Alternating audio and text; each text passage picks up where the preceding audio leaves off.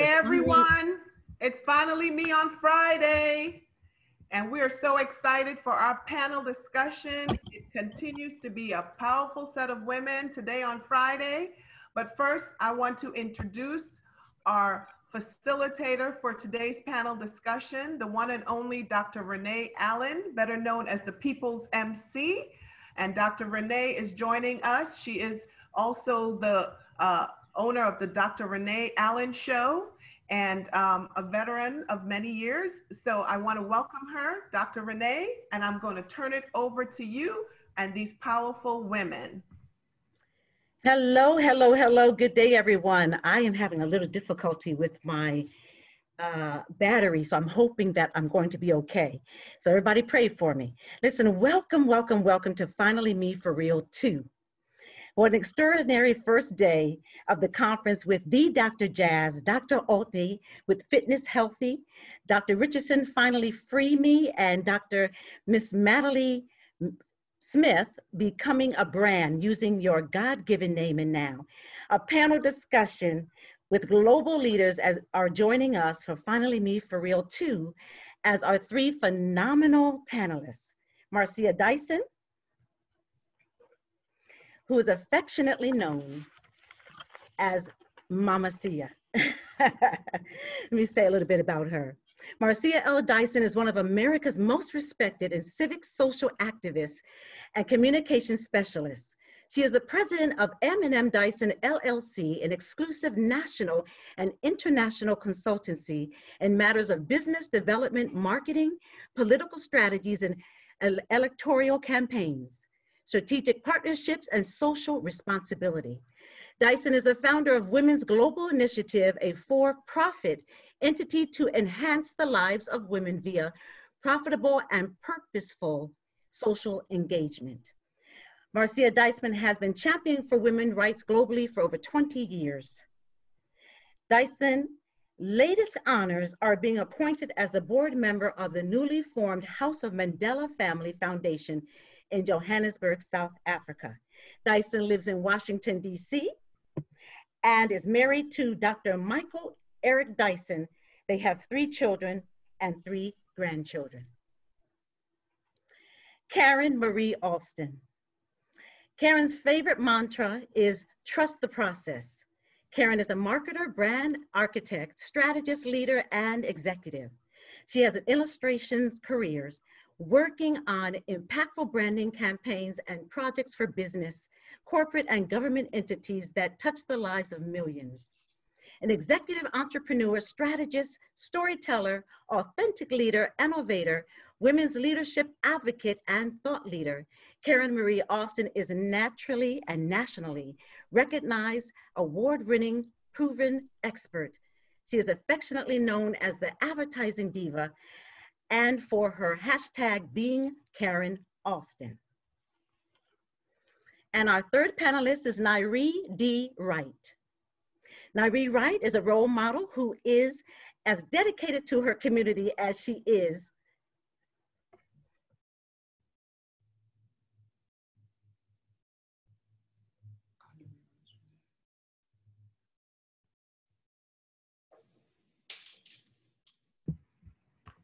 So we must have lost Renee there for a second. So I'm sure she'll be popping back in. But we just want to welcome our panelists today because we're about to have some powerful discussions. And in the essence of time, I think we should just kick it off. You know, first and foremost, we want to just say her name, Breonna Taylor, and we should be all hashtagging and saying the name of Breonna Taylor. So we're going to say her name today, Breonna Taylor. And I know that the panelist has many thoughts about the Breonna Taylor situation. So in the essence of time, Marcia, I'm going to start with you with regards to the Breonna Taylor case and what your thoughts are. And Renee, you know, when she comes on, I'm sure she'll share some perspectives as well with regards to her questions. But more importantly, I would like for you to share your view with regards to the Breonna Taylor situation.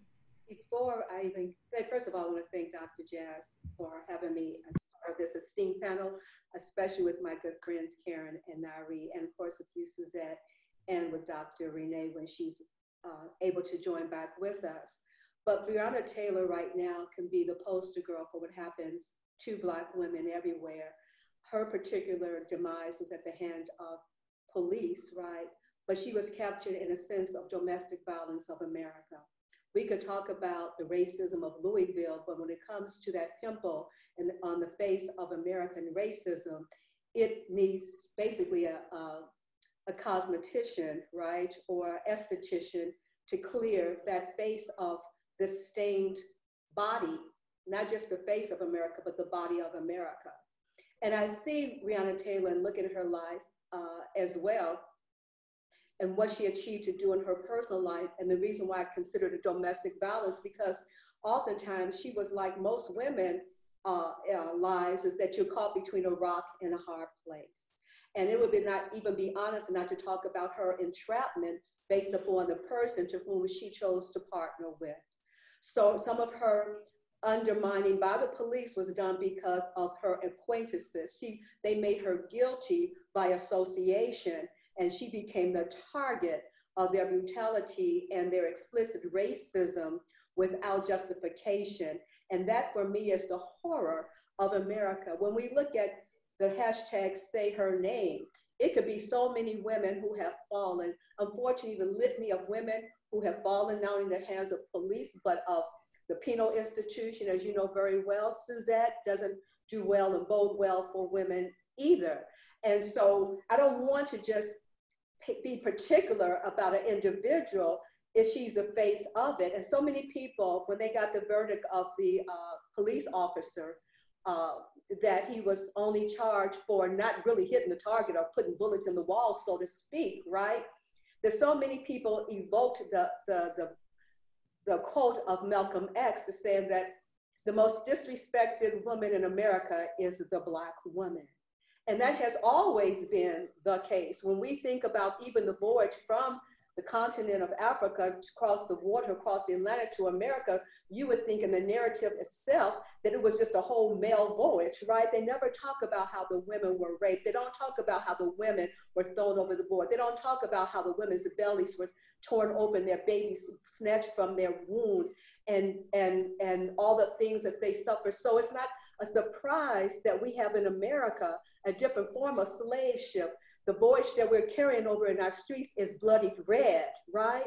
But it's coming to us to be the champion of the women, which is not geographically situated only in America. Because for me, when I go to South Africa, I invoke the name of Winnie Mandela, who was not killed by police brutality, but was a victim of sexism within her own country. Because though we celebrated Nelson Mandela surviving 27 plus years, maybe in prison, she acted as the man holding the fort for the ANC, who meant that she had to do the things that men did in order to maintain that dream of Mandela. And she was victimized. She was a verbal assassination. So no matter if we're across the waters, or if we're here stateside, as we say, all of our names are embodied in all these names. If we mix all the names of the women together, we are a chanted alphabet soup. And sometimes we cannot unscramble those names because those names have been forgotten, but more importantly, until what has happened with the explicit police brutality, not only against the women, but the men itself, and it became the mainstay of regular media, and people became more aware of the situation on the bodies of Black people as relates to police force and law enforcement. We were unknown. So right now, they done open up, since I used the Campbell's soup analogy, they open up a can of whoop ass, and we are fighting back. And that's what my comments on Rihanna as the steaming, brewing, witch's brew that is not good for consumption for any one who wants to evolve humanity, and truly is not the meal for a civil society. Wow, thank you so much, Marcia, and that I could hear the passion in your voice, and I appreciate you giving a perspective. I know Karen and Nairi, Mamacia, as I call you, gave a mouthful here, but briefly, because we've got more questions. Can you give a perspective as well on Breonna Taylor? And I'm gonna look to you, Karen, for yours, and then Nairi. I'll be really quickly. I'll be as brief as possible, but I have to take it to Breonna for a moment and take it to each one of us watching from around the globe. And before I start, I have to thank Dr. Jazz for this platform, for this conversation, and for putting this amazing group of women together. We love and thank you, Dr. Jazz. So all of us tonight will go to bed in our homes, in our beds. Some of us will sleep alone, and some of us will sleep next to our partner. But all of us are going to sleep with the expectation that we are going to wake up tomorrow morning. That did not happen for Breonna Taylor. And I want to take a moment to take it to her mother. Because if you haven't followed this entire story, Breonna Taylor had someone who loved her so much that she was willing to fight for her because her daughter was no longer alive to fight for herself. And as Marcia pointed out, the narrative that was being put out there was that she was in drugs, that her boyfriend was a drug dealer, that somehow by going to bed at night, she did something wrong. And one of the most powerful things about this story, this moment, this place and time that we are today on October the 9th, was it took 2 months for her mother to post a Facebook post that said, "My name is Breonna Taylor. I work for the Louisville police healthcare department. I was shot and killed by the police on such and such date, 2020. Her mother took 2 months to post that. That Facebook post had 10,000 shares, and today we are discussing Breonna Taylor. Wow, can I just tell you, the chat is starting to flood with people. Just you can see the passion that's coming out, and so many people are commenting.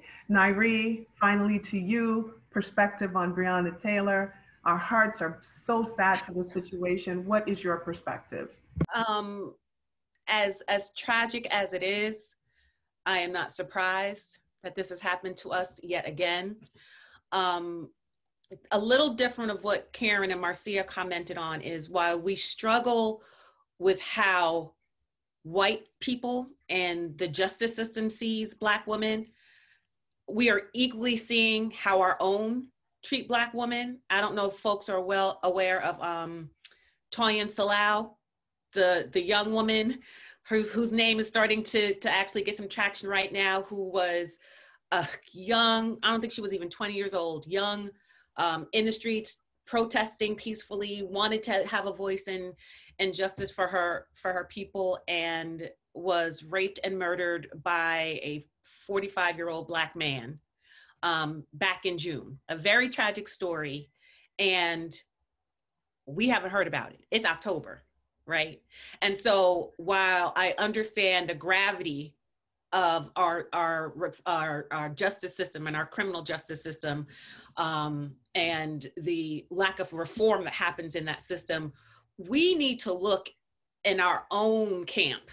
We need to look in our own family, if you will, and try to understand why even our men treat us this way.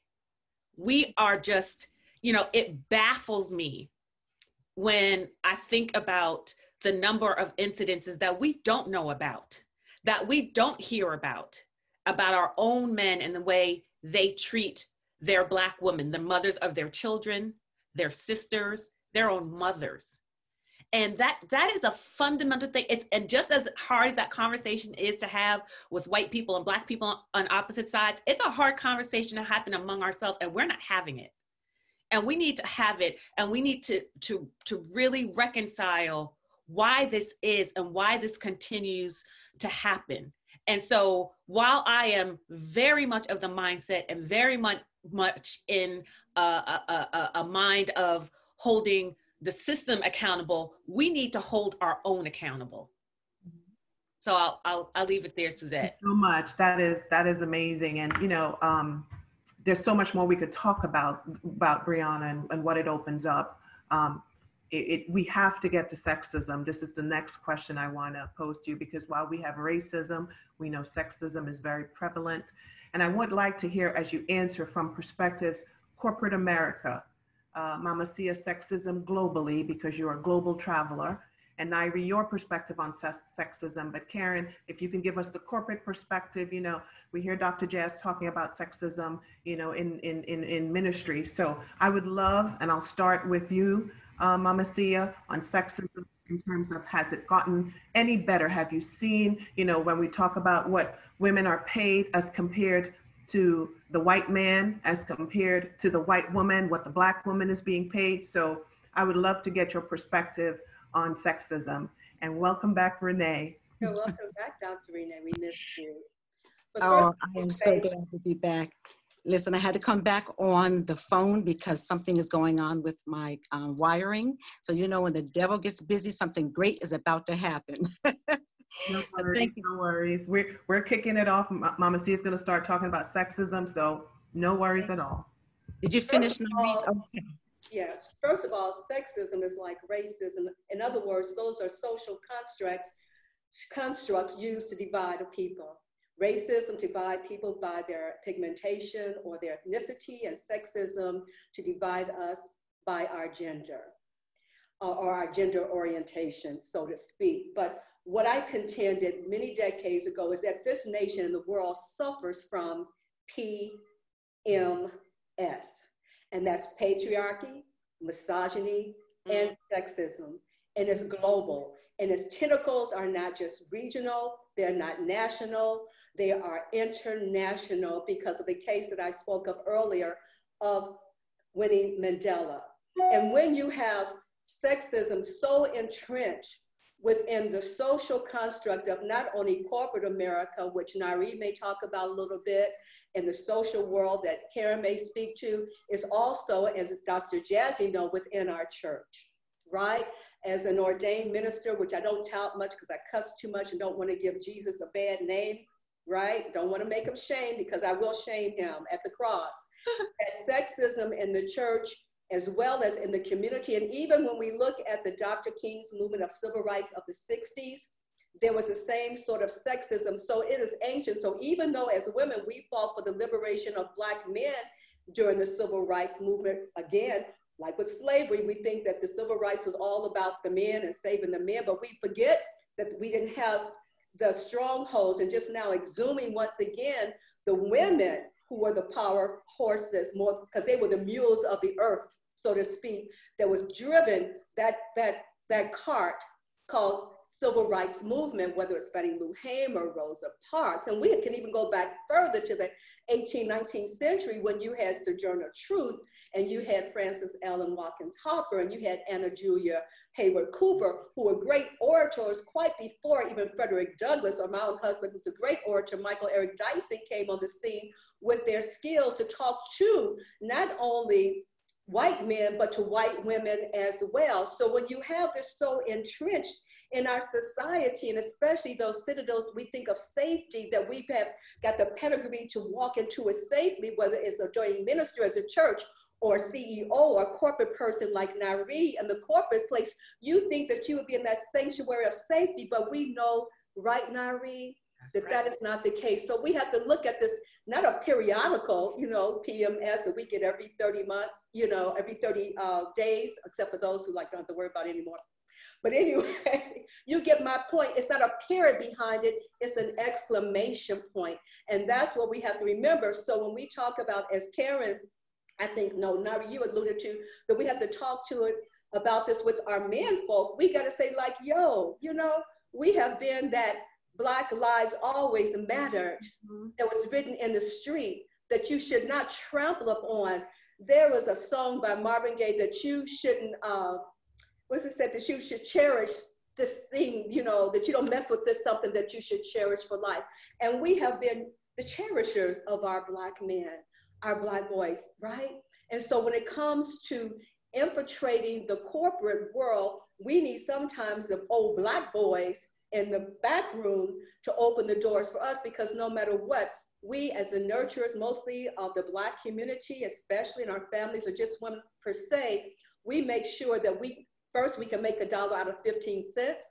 right? But we don't want to make $1 out of 15 cents. We want the same pay as men, and not broken down by the other ethnicities or of women, so-called the Latino who's paid lower, or the white women who are paid much more. So I rest and give my sisters a little bit on that. It's Nari in the corporate world especially. Sure, I'll jump right in. You know, when I was asked to speak on this panel, and as you can see, Dr. Dyson, who is just such a wealth of knowledge, and Karen is right behind her. While I'm very aware of, again, the social justice issues, I was personally interested to participate because we see this playing out in every aspect of our society, right? The sexism, the racism. And Renee got cut off with my background, but I have been in PR and marketing for over 2 decades, have worked for all 4 media holding companies, the largest 4 media holding companies in the world. And my last position was at an agency called Porter Novelli, where I was an executive vice president. And to make a very, very long story short, I was hired to help run a practice in the Washington, D.C. office, and was within the first 2 weeks brought in over $100,000 in new business, getting kudos from everyone, you know, making my mark, because that's what we do, right, sisters?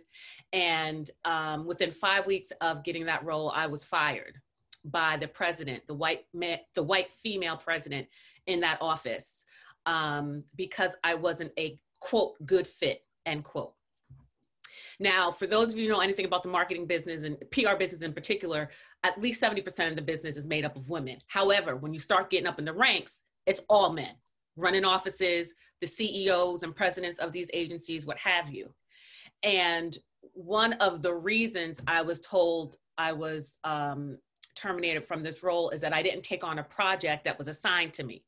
And this was a project that was not within my scope of work for my contract for the job. I was a crisis communications corporate reputation hire. This was a public affairs and governmental affairs program I was asked to work on. And there was a white man right down the hall with that title who should have been the one to work on that business. And it was given to me, essentially, I believe, and my lawsuit believes, for me to fail. And I say this because it's so common. This, Karen and Marcia know of my issue very intimately, and I decided to sue. This is a 2-year-old issue. I'm in a lawsuit right now as we speak, but I'm singing like a bird because I want people to understand that this happens all the time and that folks need to be held accountable for their behavior toward us. These white men, particularly in these professional arenas and these corporate environments, you know, we're treated so disposably. And we have the receipts, we have the degrees, we have the experience, we have the proof points, but we are treated less than. And I, quite frankly, before this situation ever happened to me, I never in a million years thought it could happen to me. But what this taught me is that regardless of the kind of receipts that you come with, you are always seen as that one thing first. And that's a Black woman, and that is less than. And I encourage folks when they can to speak up. I encourage folks to take action when they can. I have been blessed enough to have the wherewithal, by the grace of God only, to pursue this matter in the courts. And when I do win, I have a story to tell and share with my sisters in detail on the things that you need to help get that equity that you own, that you deserve in the role that you serve in your companies. So I'll stop there. Karen Awesome. Marie Austin. I'm gonna be quick because I wanted my sister Nari to share her story. And I need to say this for all of those watching who don't understand how tough it is to be a Black woman in corporate America. When you get off of this Zoom, Google CEO Wells Fargo, and then Google CEO Coinbase. Just write it down, CEO Wells Fargo, CEO Coinbase. You can thank me, DM me later, and tell me what you find out. So I want to take this sexism commentary back to sort of where Marcia went, and then also add in political, because we just had a political debate with a first woman, well, not the first African-American woman vice presidential candidate. Megyn Kelly tweeted, I didn't watch the debate. I've already voted. I just didn't watch it, but I was on Twitter reacting. Megyn Kelly sent out a tweet. So this is a woman, a white woman, who sent out a tweet that she felt it was beneath Kamala to make faces and roll her eyes. That as a woman, she was supposed to represent women and be stoic. That was the quote of the tweet. So that some way, somehow, by Kamala being articulative with her face and her gestures and rolling her eyes, which we know that we do, she was diminishing women. And this tweet went viral and all over the world. And what was the most hurtful was how many women agreed with her. Wow. As women, we have to talk about not only the bias that men put on us, but the bias that we put on each other. No matter if you went to Harvard or Yale or the School of Hard Knocks, we have to address these issues. And as women, we have to speak up for other women, because when we watch things happen, too often we put our head in the sand and we don't say anything. And to Naire's point, it's time for us to speak up. We don't have time to sit and waste and 20 years from now say, I wish I would have said something then. Now is the time to use your voice. Stand up and speak up when you see this happen. Right, may I add to that? Yes, ma'am. What you lend to is my observation around the world. And really, we can go back and look at a little history with the suffrage movement, right? Right. White women not really going with some of the women that I have mentioned from the 19th century on the right to vote. And when I interact with women now, and when I started, especially in DC, and interacting with women in politics, I said, look, we need to make amends for what did not happen in the 19th century. Either somebody's going to take off their shoes or you're going to give somebody some heels, because right now the movement is with a limp, right? And I even saw that in the Million Women's March. I didn't march in the Women's March because it was not inclusive of all women.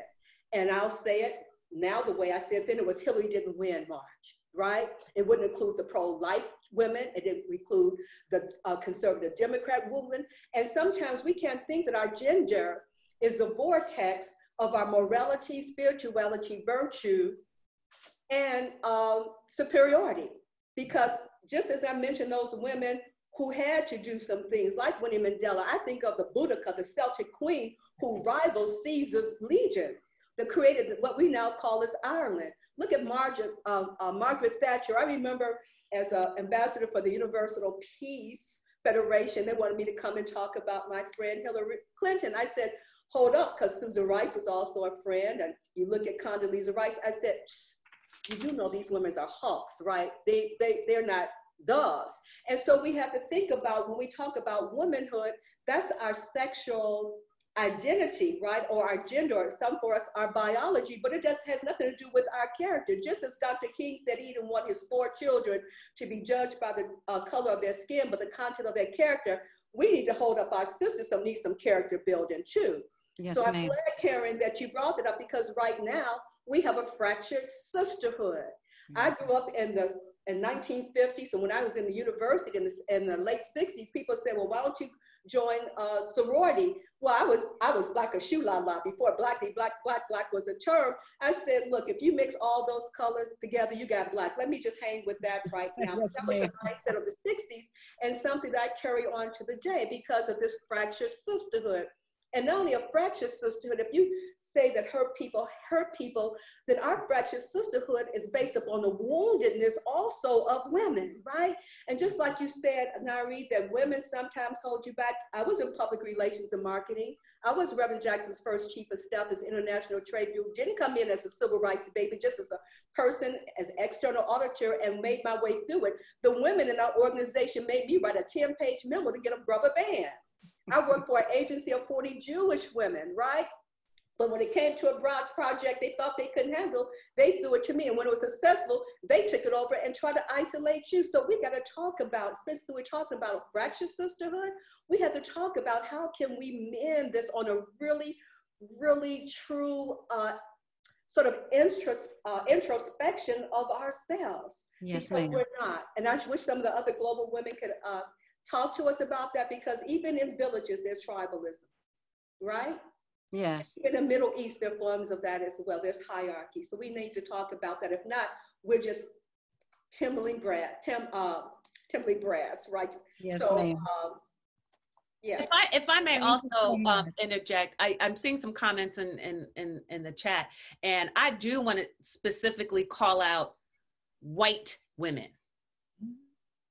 My issue and my lawsuit and the issues I've had in my professional career have been with white women.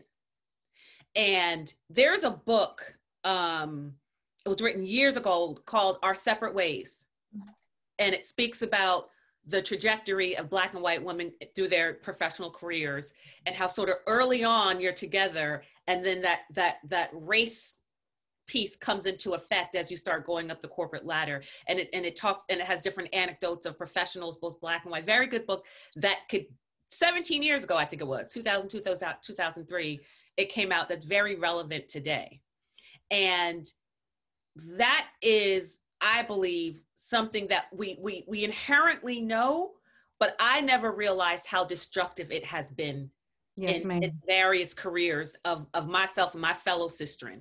Because most of us who have had these types of issues in the corporate place have been with white women.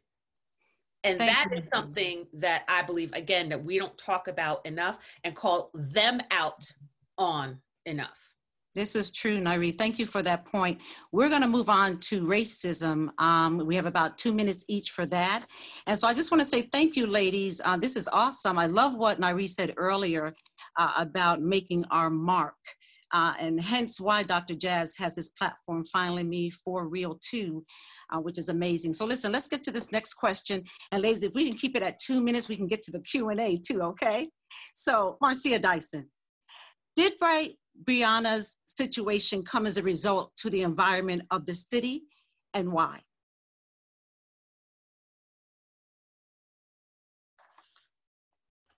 You're on mute, Marcia. I was saying, while you were away from us, Renee, I spoke on that in my introductory remarks, saying that we cannot geographically locate sexism and racism. That we can say a person's name, but I put it in the context of alphabet soup, that if you put all the names in there, we try to say those names, we can't really do it.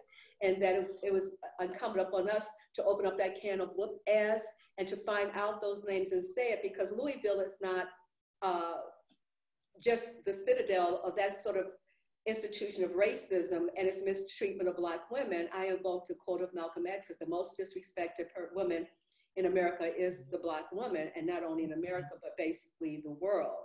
And so, but when it comes to Breonna Taylor, I said that she was caught between the rock and the hard place, because the police used the information against of her boyfriend to really have her become the victim of their brutality, right? And so for me, it transcends boundaries. When it comes to Black people, it's something I used to say to the ward council members in my city of Chicago. When it comes to our interests, there's no line of demarcation. Our interest flows across our boundaries, right? And then we have to come together as a unified front in order to combat those things which are not building up our community, which actually destroys it from the inside and from the outside. The same thing it is with Black womanhood for me and Breonna Taylor, that her name is loudly displayed, into which we can use as a trampoline and take off the mask of that to not only demand justice for her, but justice for our own womanhood, to have safety not only against police in the streets, but in our own home. And that's why I refer to it as domestic violence on many fronts, into which we have to address as we move forward as a civil society and interact with law enforcement, and as well as our churches and other social agencies and our beloved community as well.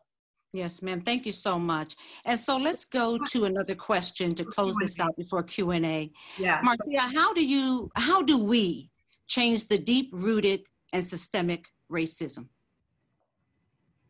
Is that to me? Yes. You know, that's the movie Shawshank Redemption, where the two main characters had to get their way out of prison with spoons, right?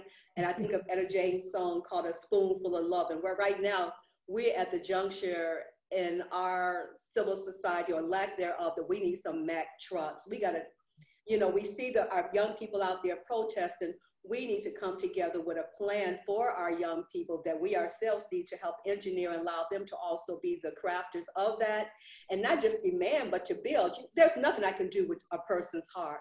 We've been, as African-American people on this soil for centuries, right? We done birthed the babies for you, done fed the men, done planted your crop, done, you know, harvest your crop, right? And try to do better, went to school, read with people, like dress like you, like every day was Sunday. So we have not changed the hearts of people. But one thing that I did learn about looking at, reflecting on the civil rights movement that we have, based upon the character building that we need now, it need not be the politeness, but there need to be some form of dignity in it, is that we were always the moral compass of America.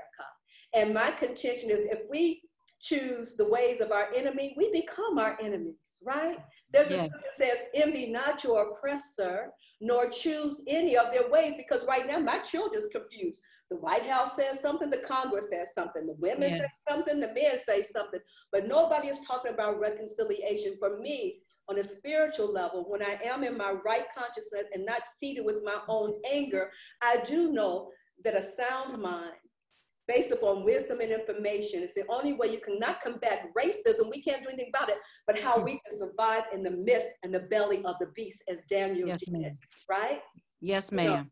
So that's how I feel about it. Nothing we can do about it. My husband wrote many books. People have read the books. It's a New York Times bestseller books. And they read it and threw it away like crumbs off a table after eating at the family Thanksgiving meal. We can't do it, but we can be better and be those moral compasses. Always reflect in that mirror, of which we want other people to see, only by being that to which we have to be. Yes, ma'am. Thank you so much. I see that they want me to go to Q&A. Just for respect for the other two panelists, could you give us 1 minute, 1 minute or less, on how do we change the deep-rooted and systemic racism? Karen? First of all, I think we need to understand where racism comes from in order to solve it. But I would argue that this year, probably since the riots of the 60s, is the first time that white America has gotten a taste of what it feels like to be Black in America. And until, as groups of people, we begin to embrace our humanity and view each other as people and not colors, we can't get there. And we have to be empathetic to each other and the experiences we each deal with when we walk out the door. And I know that was a deep answer, but it's a reality that we need to embrace our humanity. And I'm hoping and praying that we are getting there. Yes, ma'am. Me too. Nairi? In short, white people need to step up. We have tried to fix this problem on our own since the beginning of time, and look where we are. And I'm at a point, as you all can tell, that, you know, everyone keeps saying, you know, it's such a hard conversation, people are uncomfortable. So the F what? We need to have it. It's overdue. And we need to stop making excuses for others for not being able to have this conversation. If they think it's hard, how do they think we feel? And a lot of times, particularly within my networks, because I have diverse networks, I have very candid conversations with my non-Black friends. And I want them to understand, and it's not even hemming them up or putting them in a corner or putting their backs against the wall, but I just flip the script and say, what if your nephew got pulled over by a cop? Come on now. And your sister's calling you about to have a mental breakdown. What would you do if yet another young Black man was gunned down in the street? What would you do if you were passed up for a raise and promotion that you knew you deserved? So, you know, this coddling stage, I believe, needs to be done. these conversations need to happen and action needs to occur at the result of these conversations, because this, kumbaya and we are the world, that's not working. And these folks who have instituted this system need to be the ones to fix it. Yes, ma'am. Yes, ma'am. Thank you so much. Thank you so much, panelists.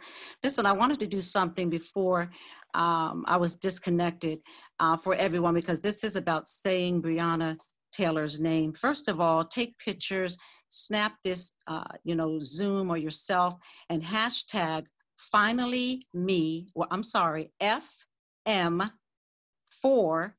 real, REAL, the number 2.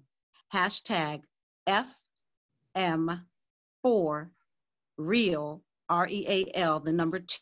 And hashtag say her name. Let's make this go viral, y'all. Listen, I want to have everyone participate in something before we go to question and answers. I would like to, at the sound of my count 1, 2, 3, for everyone to say the name Breonna Taylor. Are you ready? 1, 2, 3. Breonna Taylor. God bless her and her family. On behalf of Finally Me For Real 2 from Dr. Jazz. At this time, thank you for allowing me to be your MC. I'm going to turn it over to Suzette and Shannon for questions and answers. God bless all of you.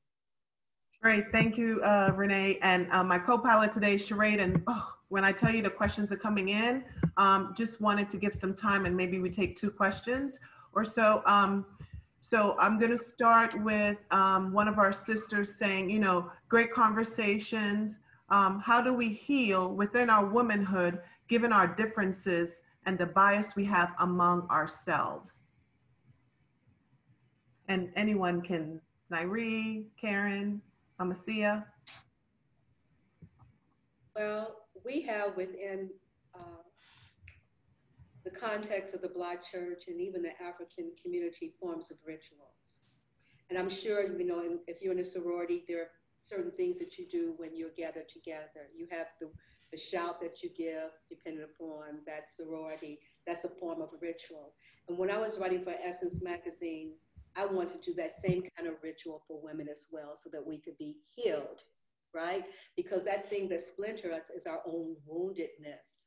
And so that when we can try to create a ritual, and so maybe that's something Dr. Jazzy can do, that we come together, and not only just within prayer, but also the affirmations that we can give one another. If we choose the day of prayer and fasting, for me, is a ritual that I still embody in my life. It's a form of ritual cleansing that take me beyond myself, that I'm joined sometimes by some of my sister friends, where we call upon a higher entity. But we need that ritual. If we can march in the streets and protest, we can come together, not in the form of a million women's march, but if we just stood where we are and say, at this particular moment, we're gonna pray.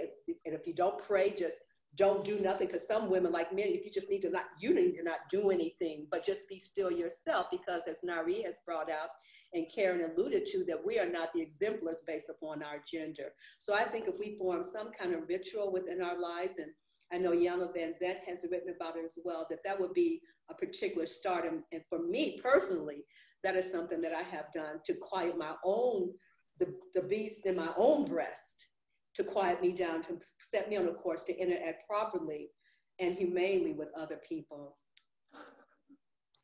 Hey, Suzette. Yes. I see 2 questions in here that I think I can tackle really quick. Can I do that? And is it the one about the elections? Yes. Okay, fantastic. So the question is, and that's a great question, what impact do you think women have in the upcoming elections? And I would love to hear a perspective. So thank you, Nairi. So I am a Virginia state delegate. I ran to be a delegate in the state of Virginia for Joe Biden, and I won. And I was one of the 200 votes that got him to be elected to the Democratic nominee. So I'm very heavily involved with my local politics and with the Biden campaign. I'm on the finance committee, things of that nature. The short answer is yes. Women are actually going to be the ones who decide this vote. What you see what happened, and Black women in particular, what you see what happened in South Carolina, and for my friends Karen and Marcia who know I have been riding the Joe train since Obama left office, he's always been my pick. I just needed everybody else to catch up to see what we can do. And so yes, we are our impact is literally going to decide this election. So I hope that answers your question, Antoinette. There was a second question about mental health, about our communities needing it more than ever. The short answer again is yes. You need to be talking to all your family and your friends and encouraging them to do what they need to do to keep their mental health and just safe and secure as possible in these times. That does not necessarily mean you have to go to a therapist. It does not necessarily mean you need to be drugged up, but we need to be doing things for our own sanity in your own way, whatever that means, because more than ever, people need to understand we're going to get to the other side of this, and we don't know what that looks like. And there needs to be a segment of people who can help carry a lot of people who are going to have PTSD and the like. So I highly encourage you all to talk. I have a sister that's struggling right now, and to watch it so close and firsthand, my heart breaks. We're all going through it, but I highly encourage you all to please talk about it. I know it's been taboo. This is now not even an option anymore. If we want to save ourselves and be able to get to the other side of this, we need to talk about it and we need to address it. Thank you, Suzette. Excellent. Wow. Lots of good stuff. Okay, so again, questions are loading up. All right, I'm going to point this to Karen. How can we reach the millennials to get on board to vote? Because you use social media, so I'm asking you that question. And I interact with millennials all the time. First of all, millennials, a lot of them don't see the importance of voting. And part of that is our fault, because we haven't passed that down generation to generation. And they're looking at their heroes, and their heroes need to speak out more about voting and how they're voting, and that influences that generation. I'm very nervous about this election, and I have to bring up this mental health piece that Nairi just brought up. Everyone has an anticipation of a particular outcome. But how many people are prepared if the outcome doesn't go the way you planned? And to Nairi's point, this has been a tough year to be a person of color. It's been a really tough year. All of us have struggled with the images and the comments and the words and the dog whistles and everything else. We have all had to deal with that this year. That affects our mental health. And in 26 days, we have an election that may not go the way we think it is. And that is going to impact our mental health if, God forbid, it goes that way. So we need to be having these conversations of how we lift each other up. We have someone to talk to, someone to share with, and a professional if we need it. Absolutely. I just want to end on the whole mental health. It's really important right now. One of my concerns during COVID was that everybody's home was not a sweet home. Imagine you living with your domestic abuser, or children with their parent who is on drugs, or you live in 6 to 7 people in a 2-bedroom home. And we knew before COVID, especially for our Black children, there was an exponentially increase in suicides. We had never heard of our babies committing suicide due to bullying on playgrounds, due to racism, which our grandsons had faced here in the District of Columbia in the 3rd Ward. So mental health is really important because we are bombarded. I was on my Instagram today, I posted about a 10-year-old girl, baby who was raped by her father at 10 months. And I'm still quaked by it. I cannot comprehend it. And I can almost cry now about it. And I can imagine the pain that her mother is. And then us being cloistered, in these tragedies and not having access to that mental health. And this is when, I would hope that the churches would open up, or we have the helplines to talk to individuals about not only the racism, but the things in their homes. And when I go into real quick to even Lord and Taylor that's closed and have been there for 14 years, and I see all the people I consider friends, jobs gone, I cry. I couldn't even shop and take advantage of the 75% off. And so I'm wounded, right? I wanted to throw up, and I think about where are they going, how they're going to live, and they survive. And so you think we got some issues. My God, those people are on my hearts every day and on my morning prayer. Okay, well, ladies, I have to wrap up. I mean, this has been so powerful. I cannot thank you enough. What an amazing panel. I want to thank Dr. Renee Allen for her facilitation. I wanted to give one last announcement before you ladies leave this amazing webinar, and that is tonight, there's going to be thunder, thunder, thunder, thunder. And we want you to come in at 7:45 for our service with none other than Dr. Jazz. At 7:45, mix and mingle. And please note that you are using the same link that you used earlier on today for the sessions, not for today's panel, but for the sessions earlier on today, to come in at 7:45 and mix and mingle. And of course, ladies, you are more than invited to join as Dr. Jazz brings the thunder. Once again, we love you, we thank you. And ladies, I cannot express my gratitude. Thank you, Mama Sia, Nairi, Karen, and again to you, Renee. God bless. And Dr. Jazz, thank you for always hosting a powerful group of women.